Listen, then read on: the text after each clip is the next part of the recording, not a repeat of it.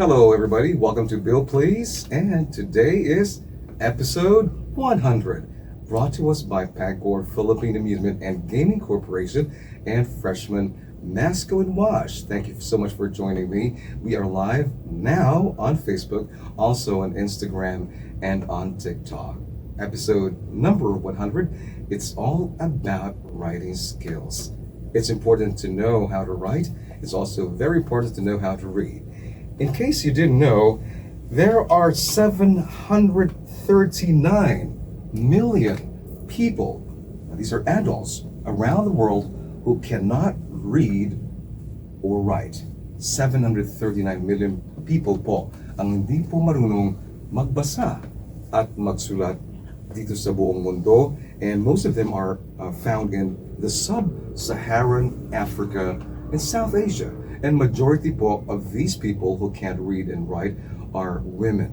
And there are actually 250 million children in the world who hasn't acquired basic literacy. So, writing skills. What exactly are writing skills? These are the abilities to convey your ideas clearly and effectively through the written language. Hindi lang naman English ang dapat isulat. Any language, any dialect, as long as you know how to write with clarity and with effectiveness.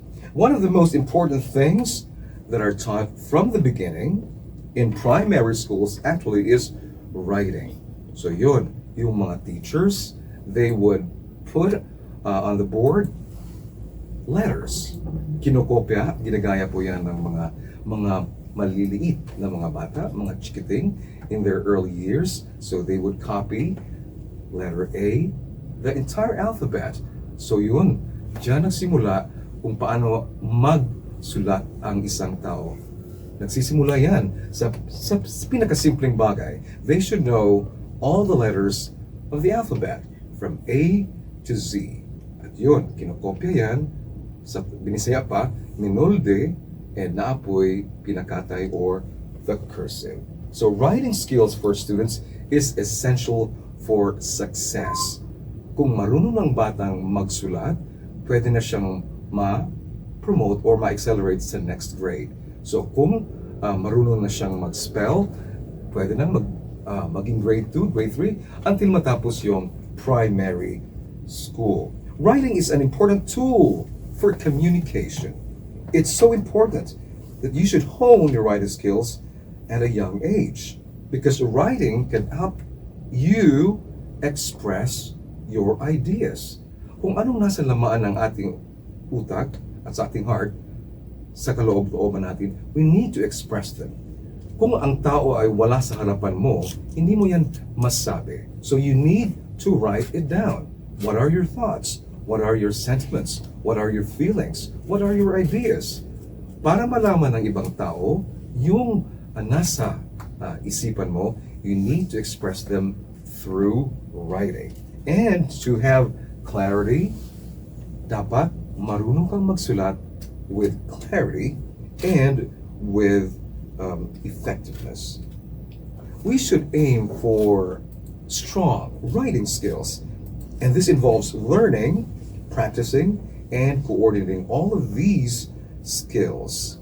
Essential po, napaka-importante ang ating writing skills sa buhay. Paano po tayo makaka-graduate sa elementaries, high school, pag nahihirapan tayo palagi sa pagsulat?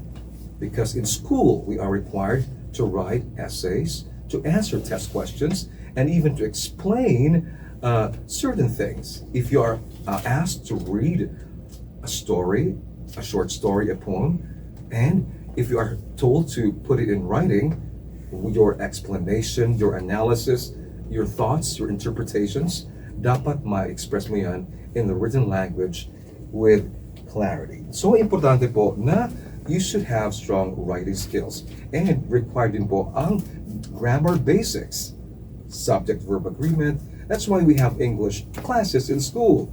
Tinuturuan po tayo ng ating mga guro, mga teachers and instructors on how to construct effective and clear sentences and paragraphs. So hindi basta-basta lang magsusulat. Dapat may sense, hindi nonsense. Strong writing skills for students are crucial for their academic success, as writing is a critical component of coursework and assignments. So that's it. Yan, good writing skills. Kung marunong kang magsulat, yun, nasa trabaho ka, marunong kang magsulat, and you really write well, that gives an impression sa mga nagbabasa na you have possessed professionalism and even credibility. Yes, pag nabasa ang email mo na ganun lang, parang casual na casual, at saka shortcut mo yung mga words na importante, meron pong casual writing and then formal writing. In formal writing, pwede ka maka-write ng, instead of the thank you na completely spelled, pwede kang maglagay ng TY kung casual or informal, at depende yan kung sino ang kino-correspond or sinusulatan mo. Kapag kaibigan lang, through text, through chats and messenger, it's all right to shorten or abbreviate certain words and phrases. At pwede ka rin gumamit ng mga emoticons to convey what your present feelings are. Pero sa formal writing po, sa business writing, sa mga emails, sa mga kliyente, sa mga mga project proposals, dapat talagang malinis ang pagkasulat at hindi yung you should be respectful in the way you write and choose properly the words that you want to use. Hindi yung masyadong malalim, hindi masyadong yung nagpapa-impress. So, good writing skills require practice. How about you? Have you practiced writing? Yung iba, they practice writing by having a diary or a journal or maybe a small notebook where they write their highlights of the day. So, kahit hindi ka magaling na author or writer or hindi ka perfect na writer, you can still practice your writing skills by jotting down what's your thoughts and your ideas and your day experiences sa isang notepad or notebook. So, if you're already a professional, if you are working in an office, or if you are occupying a high position, make sure that your writing skills are very satisfactory, much better if it's excellent. So let me check out now sa aming Facebook page. I hope na meron tayong mga viewers na mag-share sa kanilang mga points of view and also their thoughts on how to improve their writing skills. Nasa naman ko ano, wait pa. Go to 96.3 W Rock. That is our Facebook page. Before I do the greeting, Ollie Villon. Uy, napakaagang nagbigay si Ollie sa W Rock ng 45 stars. At saka, 45 stars, at meron pa siguro mamaya, no, Ollie? Ollie, maraming salamat. Thank you. We appreciate your 45 stars. Good writing skills, 45 stars. Ang grado ko dyan, 100. Alright. So you're viewing episode 100 here sa Bill Please, brought to us by Pagor and Freshman Masculine Wash. Judy Gumalo, good morning DJ Billy, watching here in the office. To all the people there at San Jose Bake Shop, happy Wednesday. Susan Ise, thankful for all the Japanese volunteers, teachers. Natuto po akong magsulat ng konting Japanese characters. See, hindi lang English ang dapat nating matutunan or ma-improve ang writing skills natin. You can write in Japanese, you can write in Norwegian, you can write in French, basta marunong kang magsulat effectively and clearly. Yun. At saka yung Chinese. Elfrena Abelinosa, very good topic. DJ Billy on Bill Please, wishing you a day filled with endless smiles and have a great day, DJ Billy. Elfrena, I'm giving you my smile right now. Maraming salamat sa feedback. Rod Macanlalay, watching from Dagupan City, Pangasinan. Shira May Langala, good morning, DJ Billy. Thank you. I must say na meron talagang mga taong gifted when it comes to writing. I know someone who is, bata pa siya, I think 12 years old, or was he 13? I met him sa isang family gathering. And I was amazed by this young man because nakasulat na siya ng mga essays at saka even short stories. And ito po ay science fiction po ang genre. A 13-year-old, or was he 14 then, marunong na siyang magsulat ng short story. And I browsed through some of his works. Binasa ko po yung mga works niya. For someone who is as young as 13 or 12, magaling na magaling yung batang magsulat. So when I asked him, how come you write so well? And he said, I read a lot. So see, reading and writing actually go hand in hand. Reading and writing are twins. Yes, that is so true. Yung taong hindi ayaw niyang magbasa, yung mga taong ayaw magbasa, mahirap po siyang makapagsulat. Because when you read a lot, somehow, nare-retain mo yung mga nababasa mo, the style of writing, the process of writing, yung style ng author or writer, pwede mo yung magaya. So, nakaka-add rin yan sa yung writing skills at saka yung vocabulary, your word bank or your word fund na i-increase or na i-improve or nadagdagan because of the words that you read and encounter sa inyong mga pagbabasa. But if you may ask me, DJ Billy, sa ngayon, digital age, marami nang dedepend sa smartphone, sa artificial intelligence, sa computer, sa digital tools. I agree na talagang affected po ang ating writing skills. Let's start with handwriting. Yung mga kabataan ngayon, they prefer pressing buttons. So ito, yung smartphone. Tuplok-tuplok lang, press buttons, nagte-text. So, yung kamay at yung mga daliri, hindi na nagamit sa pagsusulat. Because when you write something, there's a writing implement, there's a pen or a pencil or whatever, and then iba ang pag-handle ng pen. Ganito, magsulat. Yung sa smartphone naman, iba ang pagdala.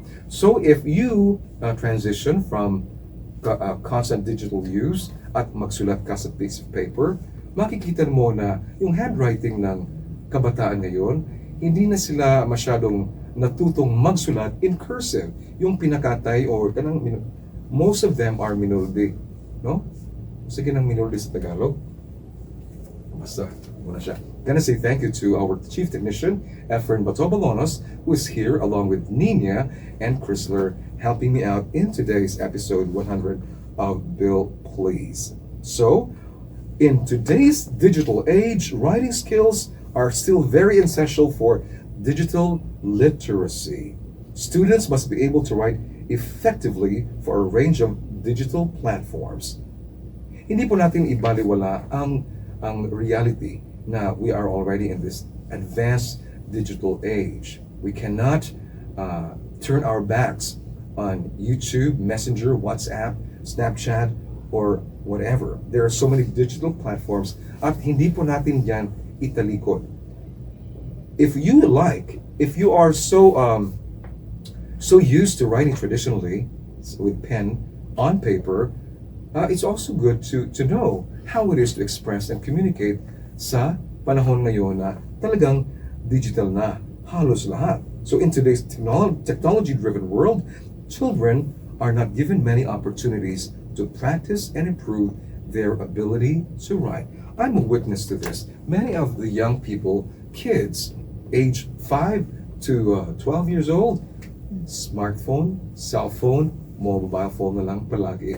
And then when you let them write something on their notebook or piece of paper, medyo hindi mabilis ang pagsulat at hindi rin ma-organize well yung mga thoughts nila dahil nagre-rely na sila sa cellphone or sa internet.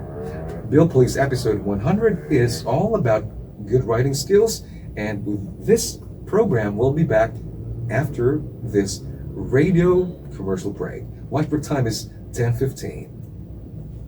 But we're still live on our Facebook page, Instagram, and TikTok. Maraming salamat sa mga nag-review. Kumusta kayo? How about you? If you ask me, how are my writing skills? Uy, I have good writing skills. I must admit that. Marunong ko magsulat. And my handwriting is maganda. I've written something on a piece of paper and then I even posted that on my page months ago. Okay, and then I got good feedback. Okay, Stephanie, or we have here Angie Soberano. Good morning, Angie. Albert Alorica. Good morning, DJ Billy. Happy Wednesday. Saying thank you. Panggiging. Nindot sa imo topic, DJ Billy. Uy, maraming salamat, Panggiging. S. Montana, listening and watching right now. Hi, DJ Billy. Shout out to my husband, Jojo Montana, or Montana. Jojo and S, may you have great relationship. I'm listening all the way from Chocolate Hills. Si Danilo Orog II. Danilo, thank you so much for sharing your artwork. Si, what you have produced consistently all these months have been very impressive. Keep it up. Nello Cantiveros, good morning, DJ Billy. Watching live from Altona, Manitoba, Canada. Have a nice day. Thank you. And stop sleeping. Ano to? Stop. Open your eyes. Nina and Chrysler. Amar. Angie Amar. Good morning, Sir Billy. Good morning, Angie. And I to Bird. Kath Lumaan. Uy, si Catherine Manini. Hello, Sir Bill with Y. Rod Magalantay. Morning, DJ. Good morning, DJ Billy. Watching here in the office, I have a slight writing skills. And I can still improve them. For sure. Yun. If you want to improve your writing skills, i-improve mo rin yung grammar mo. Yes.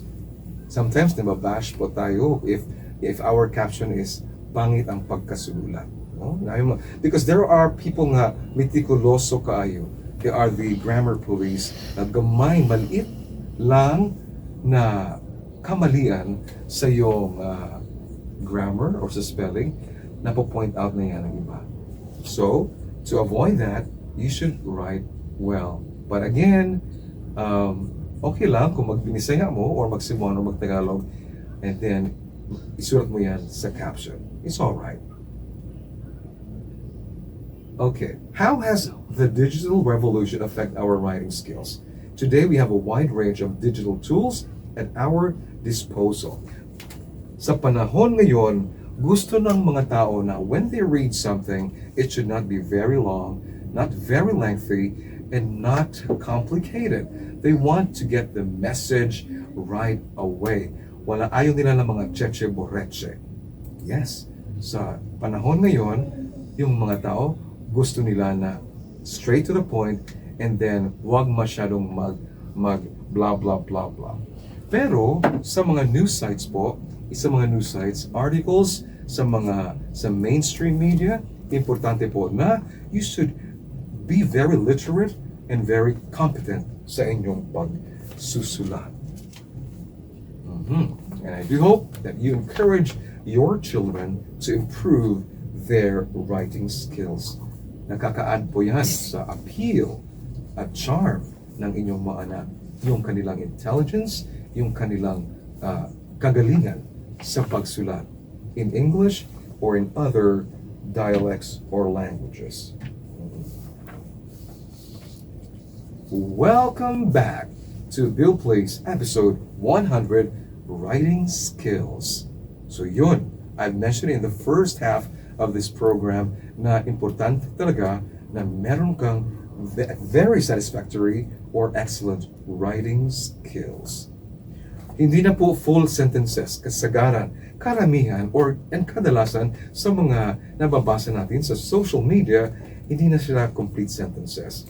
2 or 3 words lang, and they would assume that the one reading the text or the caption has already gotten your message. Na nilalagyan niya ng mga stickers, mga emoticons. That's how people express their ideas and their thoughts and feelings this way sa social media. And we're no longer turning back. Na-evolve na po. Ganito po ang pag-evolve ng ating writing, ng ating communication. But kung gusto mo pa rin matuto at mag-improve sa iyong pagsusulat, continue to read, continue to write, because the more you write, the more often you write, the better you become. While digital communication is here to stay, tama, the digital communication is here to stay. At hindi po yan mawawala. Let us not forget the value of traditional writing skills.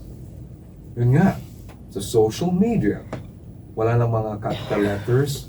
We start the sentences with a small letter. Sometimes, automatic kasi yan. May mga phone na may mga predictive text, may mga automatic na. Pero meron pa rin mga tao na okay lang, kahit hindi nakakapitalize yung first letter ng mga pangalan ng tao at ng mga pangalan ng mga lugar.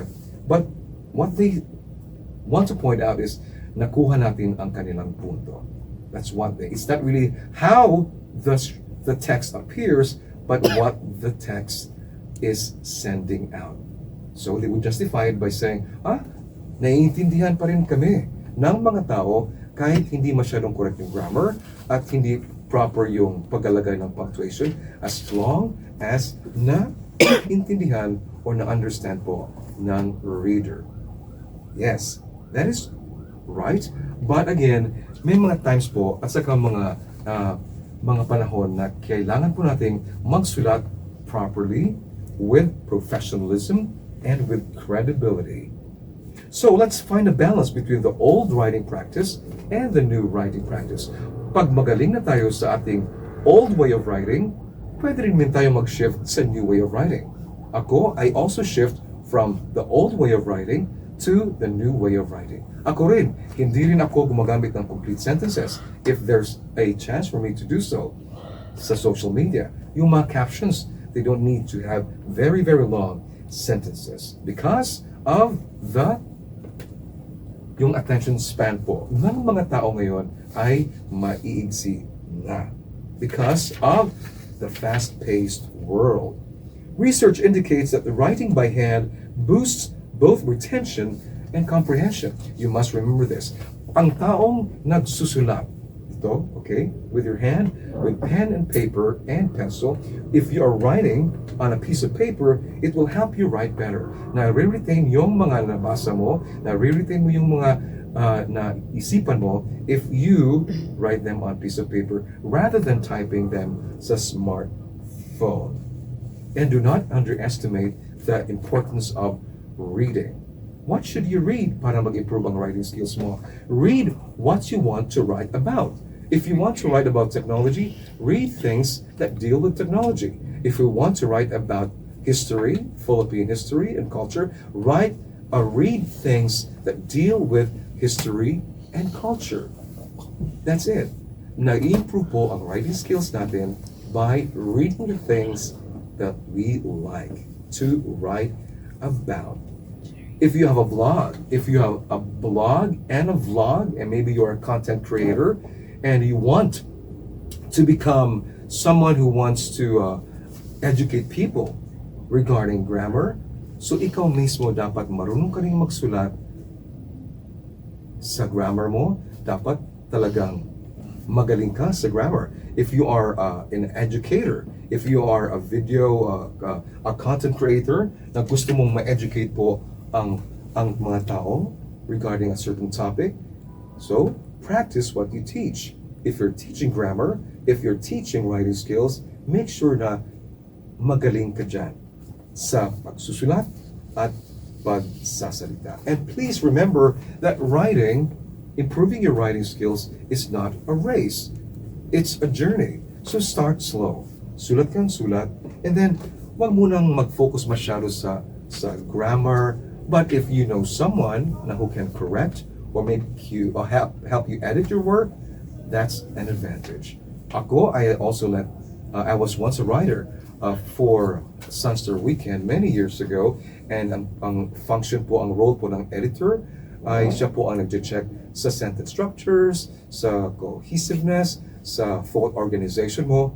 So I was a writer for about 2 years, and I would attribute my writing skills sa aking hilig sa pagbabasa. So writing is a journey, so start small. Your nice music is very worth it to send gifts. From Cherry Eel.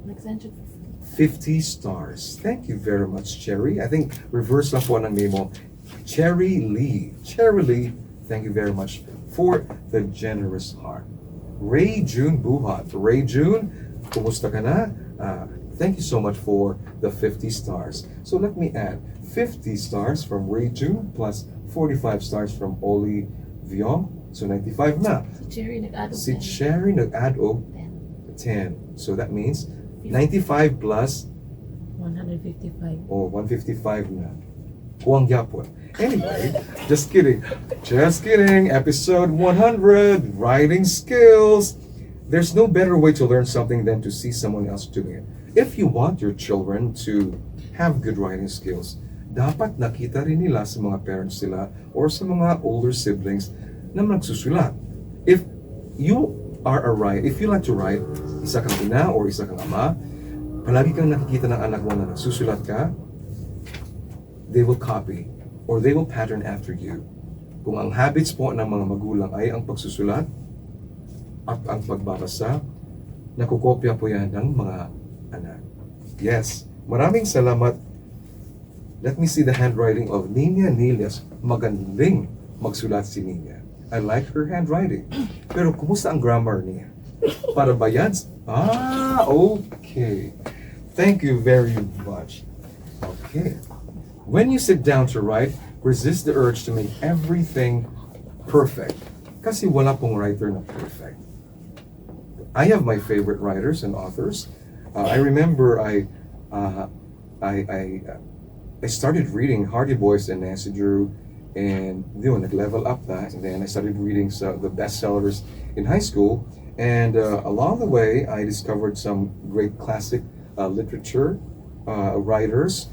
I much appreciated Henry James and also John Cheever, the short story writer. I also look up to D.H. Lawrence, David Herbert Lawrence, and who else? There's also Clarice Lispector and Thomas Hardy, and many others. So if you are an avid reader, there's a possibility that you can write well. And we can't also blame the new generation now because naisilang po sila sa panahon na walang typewriter, hindi po pinapractice po yung pagsusulat, yung pagkakopy sa blackboard ng teacher na yung mga letters. Iba na po, may ibang areas na po sa educational, iba na po ang mga educational priorities this generation. So let's not look down on the new generation. They may not be able to write really well, legibly, but again, meron pong mga capacities and gifts and abilities ng new generation na wala po tayo. The perception that the new generation is not good at spelling stems from a combination of technological dependence, changing communication habits, and a shift in educational priorities.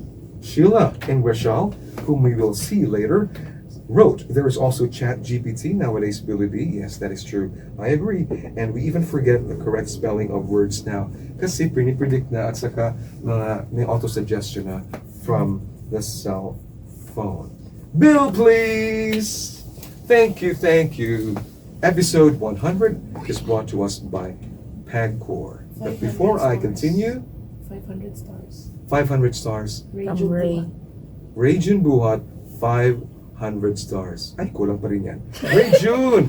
Thank you very much. We salute you for your generosity. And sa mga nagbigay po ng stars ngayon, of course, from our hearts, we say thank you. So if you want to improve your writing skills, write, read, and I want you to write to connect, write to inspire, and write to educate. PAGCOR, thank you. Freshman, thank you. Thank you, everybody. So Instagram, TikTok, and Freshman, and Facebook. Thank you so much for viewing. Bill Please will return next Wednesday at the same time, 10 o'clock. I'm Billy. Maraming salamat. Have a beautiful Wednesday. Goodbye.